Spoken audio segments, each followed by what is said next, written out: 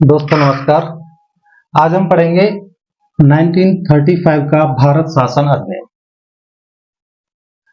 Actually में क्या हुआ था, 1919 का जो भारत शासन अधिनियम था उसकी समीक्षा के लिए एक आयोग का गठन किया गया था, जिसे हम साइमन आयोग के नाम से जानते हैं। 1927 में वो इसकी समीक्षा के लिए गठित किया गया था और 1930 में उसने रिपोर्ट सबमिट की। साइमन आयोग के बारे में अगर मैं थोड़ा सा बताऊं तो उसमें कोई भी भारतीय सदस्य नहीं था, सारे ब्रिटिश सदस्य थे।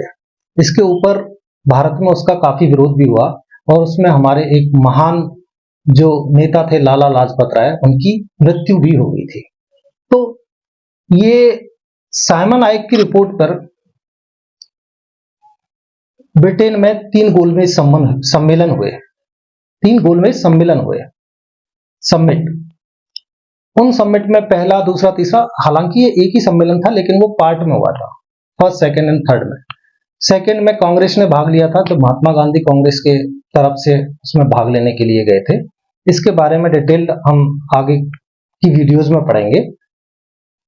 उसके बाद क्या है, गोलमेज सम्मेलन में एक रैमजे मैकडोनाल्ड, ये ब्रिटेन के प्रधानमंत्री थे उस टाइम पे, उन्होंने सांप्रदायिक निर्वाचन को और बढ़ाया। उनके बारे में भी ये जो गोलमेज सम्मेलन की जो कहानी है हम आने वाले वीडियोस में पढ़ेंगे, जो अब बहुत ही इंटरेस्टिंग टॉपिक रहेगा कि गोलमेज सम्मेलन क्या थे, उनमें क्या क्या हुआ, किसने पार्टिसिपेट किया, किसने नहीं किया, तो बहुत सी चीजें हुई। तो आज का जो मेन जो टॉपिक है कि 1935 का भारत शासन अधिनियम, ये क्या था। ये जो भी एग्जाम है आपका सिविल सर्विसेज का, उसमें इससे काफी क्वेश्चंस आते हैं। मेंस के लिए भी क्वेश्चन बनते हैं और प्री के लिए भी काफी क्वेश्चन बनते हैं। तो जब ये भारत शासन अधिनियम ये लागू हुआ तो उस टाइम पे जो ब्रिटेन के जो पीएम थे, प्राइम मिनिस्टर, प्रधानमंत्री, स्टैनले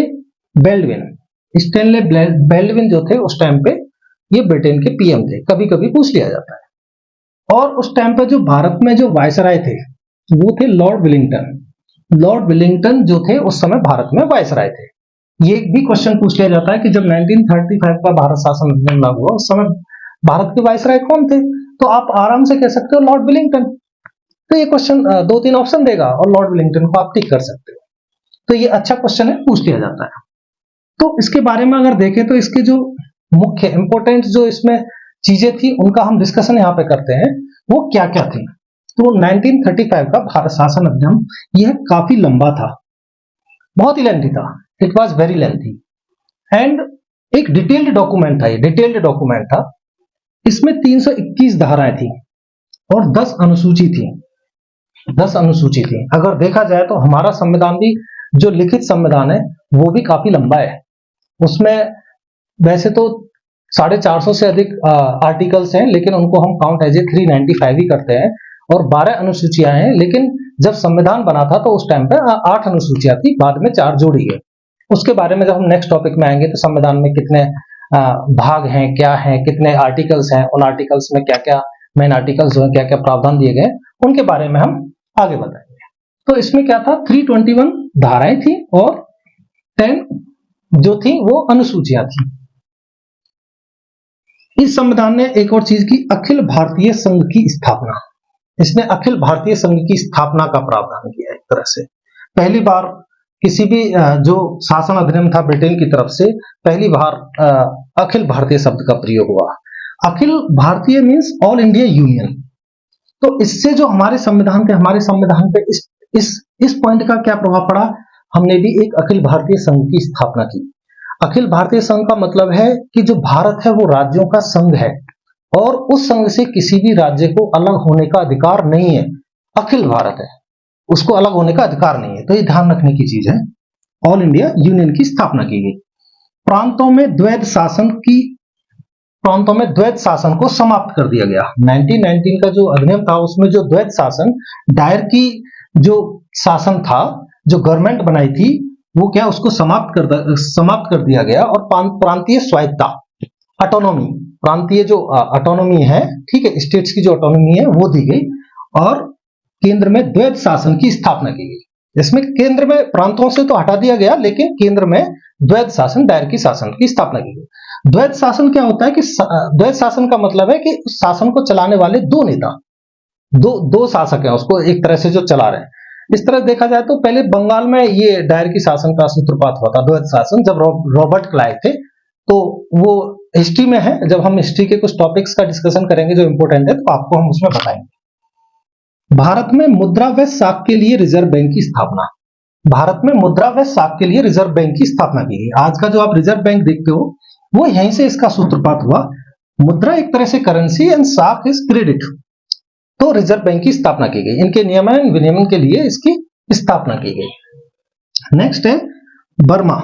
बर्मा जो आज का म्यांमार है उसको भारत से अलग कर दिया गया। जो ब्रिटेन ने उस पर कब्जा कर लिया था उसको 1935 का जो शासन अधिनियम है उसमें बर्मा को अलग कर दिया गया। और दो प्रांत, जो 2 प्रोविंसेस है, 2 प्रांत उड़ीसा और सिंध का गठन किया। इसमें उड़ीसा और सिंध का 2 प्रांत और नए प्रांत बनाए गए, उनका गठन किया गया। नेक्स्ट है प्रांत में उत्तरदायी सरकार का गठन। एक तरह से रेस्पॉन्सिबल गवर्नमेंट का यहां से गठन होगा। इस प्रांत इसमें एक ये प्रावधान किया गया। एक तरह से अगर हम अखिल भारतीय पे ही जाएं तो उसमें जो हमारे प्रोविंसेस थे और जो प्रिंसेस स्टेट से, एक तरह से जो प्रिंसली स्टेट बोलते हैं, देसी रियासत, ठीक है। देसी रियासत क्या होती थी कि उनमें क्या है, जो ब्रिटिश जो सरकार थी, एक तरह से जो भारत में जो ब्रिटिश सरकार का जो शासन था वो डायरेक्टली उन पर लागू नहीं होता था, वो लागू करते थे। अप्रत्यक्ष रूप से वो उनके अंडर थे, लेकिन प्रत्यक्ष रूप से वो शासन करते थे, देसी रियासत। तो हम कहां थे, प्रांतों में उत्तरदायी सरकार का गठन किया गया, एक रेस्पॉन्सिबल गवर्नमेंट का गठन किया गया। नेक्स्ट है 1937 में एक संघीय न्यायालय। संघीय न्यायालय जैसे आज हम सुप्रीम कोर्ट को देखते हैं, एक संघीय न्यायालय की स्थापना की गई और ये 1 अक्टूबर को गठन हुआ था इसका। 1 अक्टूबर 1937 को इसका गठन किया गया था। और इसके जो मुख्य न्यायाधीश थे वो थे सर मॉरिस गेवियर। ये काफी क्वेश्चन पूछ लिया जाता है। जैसे हमने बताया था कि एक रेगुलेटिंग एक्ट के तहत भी एक सुप्रीम कोर्ट की स्थापना की गई थी, उसके मुख्य न्यायाधीश कौन थे, तो सर एलिजा एम्पे। वो क्वेश्चन भी काफी आता है और ये भी कभी कभी पूछ लिया जाता है और काफी बार पूछा भी गया है। 1937 में जो संघीय न्यायालय था उसकी स्थापना जो हुई थी, उसके मुख्य न्यायाधीश किसको बनाया गया, तो आप इस क्वेश्चन पे टिक, जो आंसर इसका रहेगा सर मॉरिस गेवियर, इसको आप आसानी से टिक कर सकते हो। सांप्रदायिक निर्वाचन प्रणाली का और विस्तार किया गया। सांप्रदायिक निर्वाचन जो प्रणाली है, जो ये 1909 से इसका सूत्रपात हो गया था, 1919 में और बढ़ाया गया और 1935 में और इसका काफी वो किया गया। तो ये दलितों, महिलाओं, श्रमिकों, इनको भी शामिल किया गया। इस टॉपिक, ये जो चीज थी, इसके ऊपर जो था, जो दलितों के जो ब्रिटेन में गोलमेज सम्मेलन में गए थे, उन्होंने दलितों के लिए जो आरक्षण की मांग की थी, इसके ऊपर जो हमारे महात्मा गांधी जी हैं वो काफी नाराज हुए थे और उन्होंने यरवदा जेल में अनशन रख दिया था। तो फिर जो भी एक पैक्ट हुआ, पूना पैक्ट के नाम से जानते हैं, तो उसके बारे में हम आगे डिस्कस करेंगे।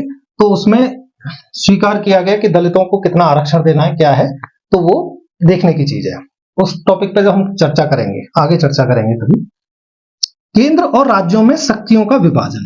केंद्र और राज्यों में शक्तियों का विभाजन किया गया और वो शक्तियां कैसे कैसे बांटी गई, संघ सूची बनाई गई, एक राज्य सूची बनाई गई और एक समवर्ती सूची बनाई गई। जैसे आज हम देखते हैं अपने संविधान में केंद्र और राज्यों के बीच में शक्तियों का विभाजन किया गया है और उसमें संघ सूची बनाई गई है। 7वीं जो सूची है उसमें संघ सूची, राज्य सूची, समवर्ती सूची।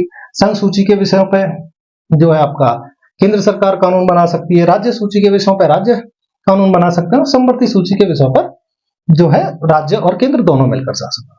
ये कुछ इसकी इंपॉर्टेंट चीजें थी। जो मेन जो चीजें ध्यान रखने की चीज है, कभी मेंस में क्वेश्चन पूछ लिया जाता है कि 1935 के भारत शासन अधिनियम से हमारे संविधान को क्या क्या चीजें को हमने समावेश किया, तो उसमें आप लिख सकते हो।